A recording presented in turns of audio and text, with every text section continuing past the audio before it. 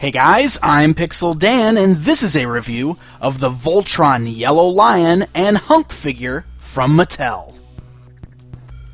The journey down the road to building a massive Voltron figure continues as we receive the Defender of the Universe's left leg and its pilot. The Yellow Lion and Hunk come packaged in separate boxes, but are both inside the same white mailer box. Hunk is inside of a bright yellow square box, with a window showcasing the figure and his lion key within. To the left of the window is an image of Hunk as he appeared in the classic animated series.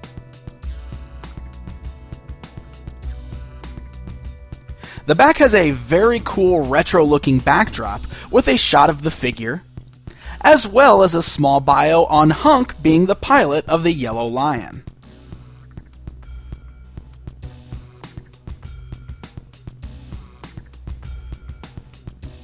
The lion comes in a large window box that fully showcases the full figure within. And the background is a cool desert scenery of where the yellow lion slumbers.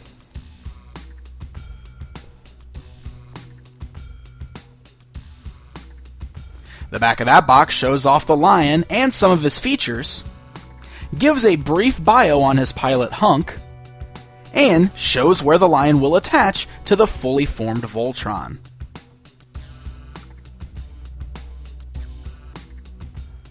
Alright, let's go ahead and start by taking a look at the Hunk action figure. Hunk stands in the 3 3/4 inches scale.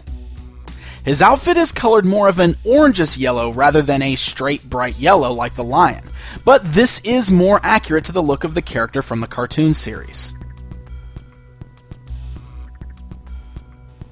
Hunk's body type is bigger than the previously released Lance figure. Of course, this is because Hunk is the bigger, burlier member of the Voltron team. Now on the side of his belt is a gray holstered blaster, but unfortunately, just like with Lance before him, the blaster is not a removable accessory.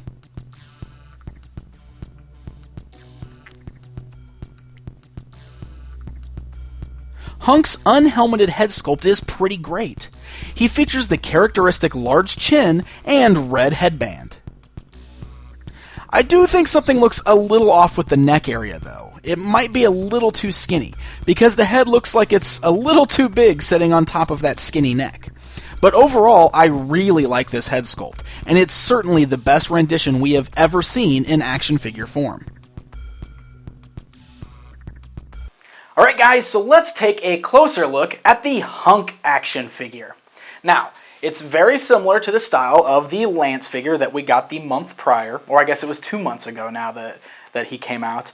You can see that there is a difference in the body designs. Of course, Hunk was always depicted as the bigger, beefier guy, so it does obviously make sense that they are in scale with each other. Hunk does stand a little bit taller, he's got much broader shoulders, all the way around he's got brand new parts, so they obviously didn't just reuse parts between the two, which is a good thing.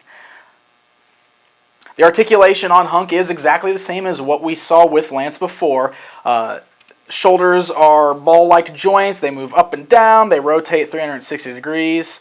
There is a twist right above the elbow and then an elbow joint, but there is no wrist articulation or anything like that there.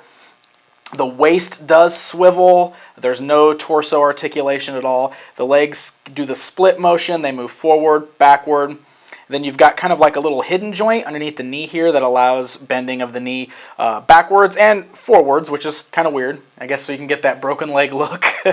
But then there is no actual ankle articulation at all, so the foot is just flat. It stays completely still below the knee, so that is going to limit your posability with the figure. And then, of course, the head does move fully 360 degrees. So it's decent articulation. It's not the best articulation, but this is pretty standard for what we see Mattel do with a lot of their 3 3/4 inch style figures. Now, also like Lance before him, Hunk does have an interchangeable head.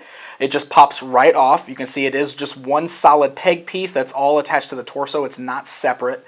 It just pops right off of there. Then we can grab the helmeted head. Now, I know that a lot of people with their Lance figures, they were able to pop the head out of the helmet so that they actually had like an empty helmet that we can have the figures hold.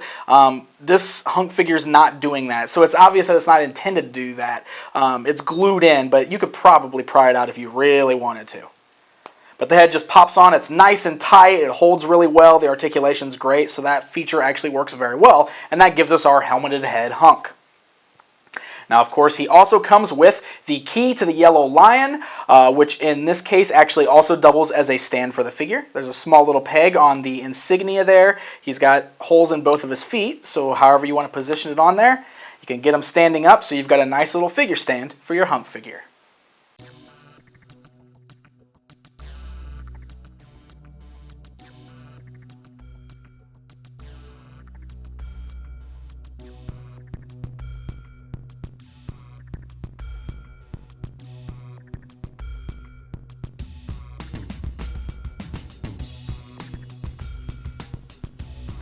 Hunk also comes packaged with another piece of the blazing sword for Voltron.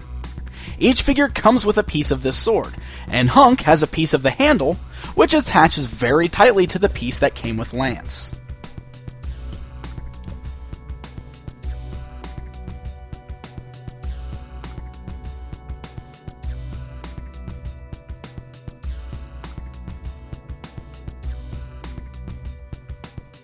Alright guys, it's comparison time.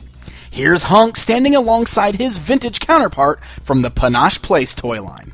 There is quite a massive improvement on this new figure.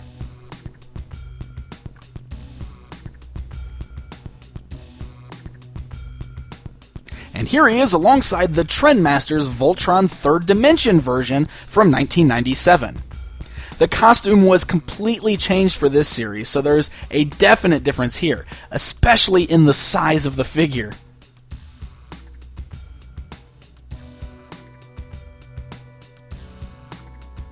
And finally, here he is alongside the stealth version of Hunk from the Trendmaster's toy line.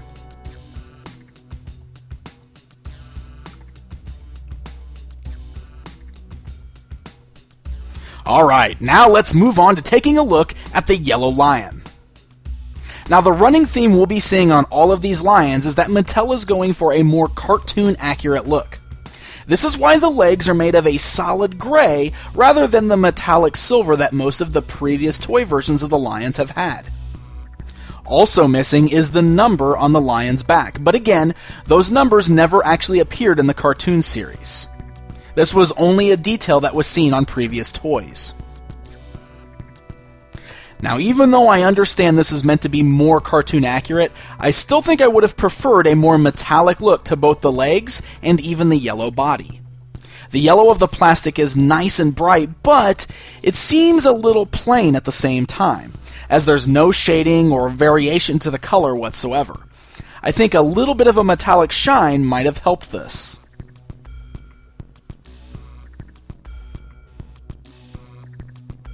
Alright, here he is, the main event, the yellow lion. This dude is massive.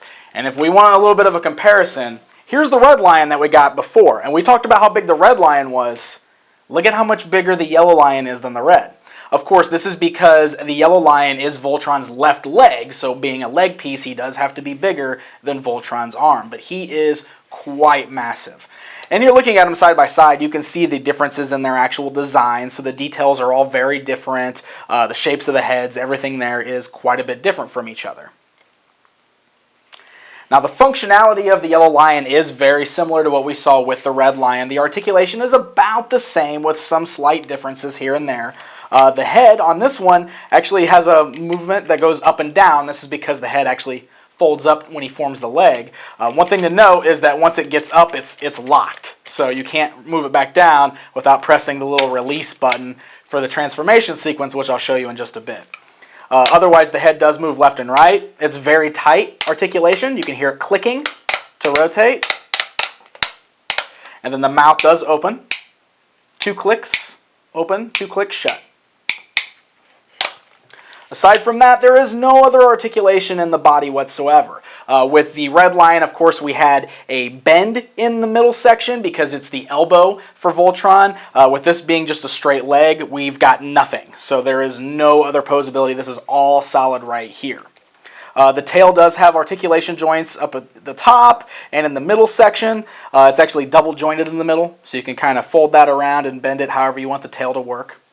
And then there's the legs. Now the legs are very similar to what we saw with the red line, and that's because there is an action feature involved.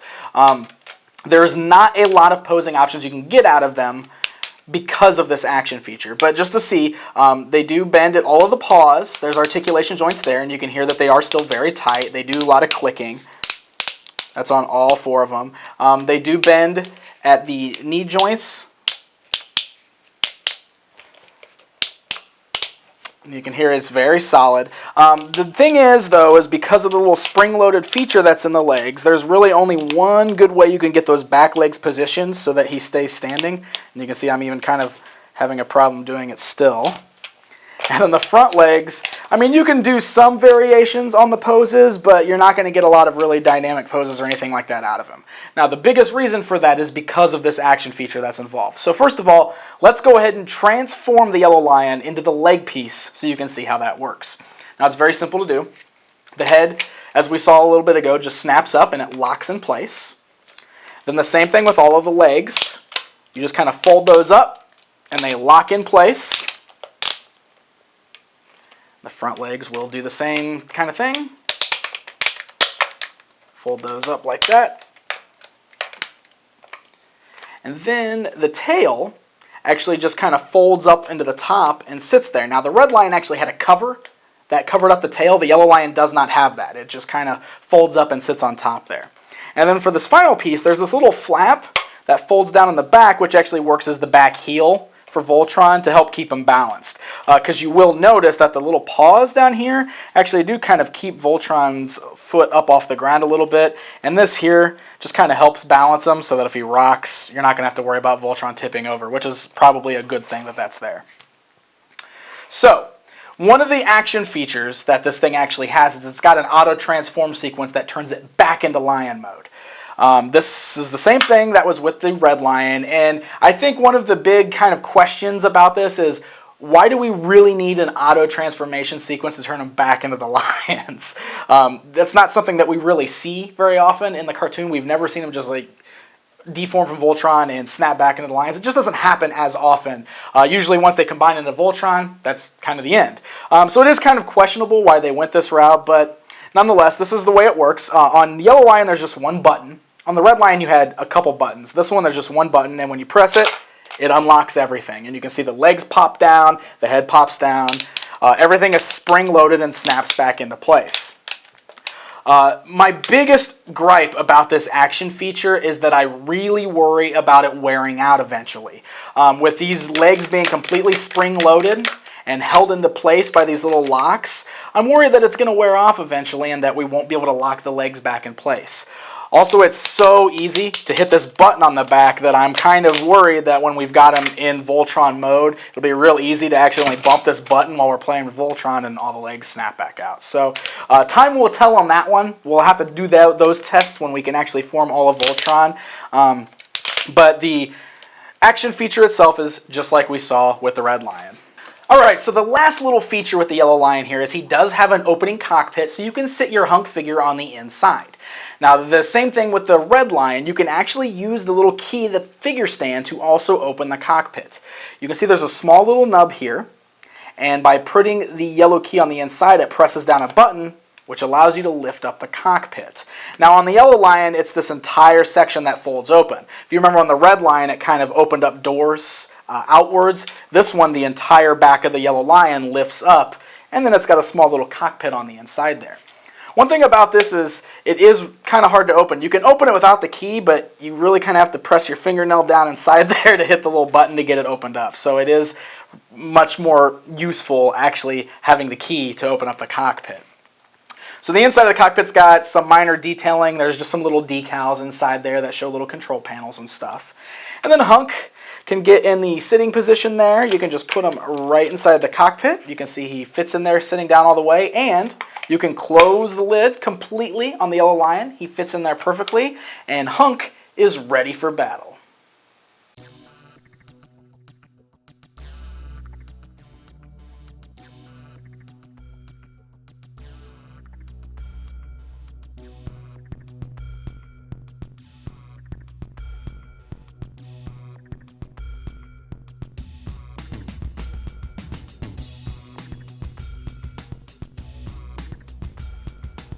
The yellow lion does come with his blade accessory that fits into his mouth. He grips onto it on the small portion of the handle and holds on firmly. I love that the blade pieces are being included with these lions, as it gives off more display options for anyone who wants to actually display the lions not in Voltron form.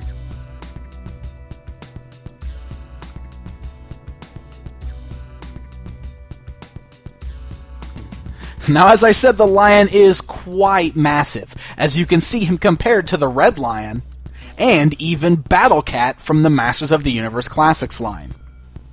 Voltron is going to be absolutely gigantic when he's all put together.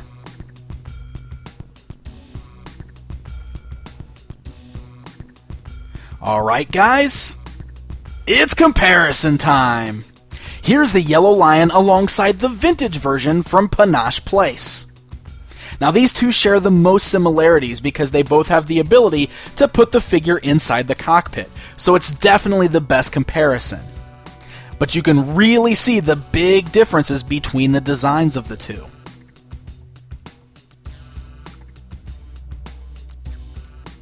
And just for fun, here he is alongside the yellow lion from the Trendmasters toy line from 1997.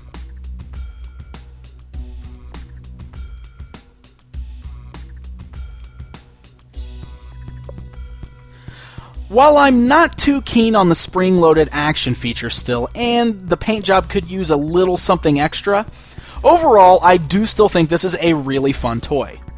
I love the absolute massive size of the lion, and the pilot figures are really cool thus far.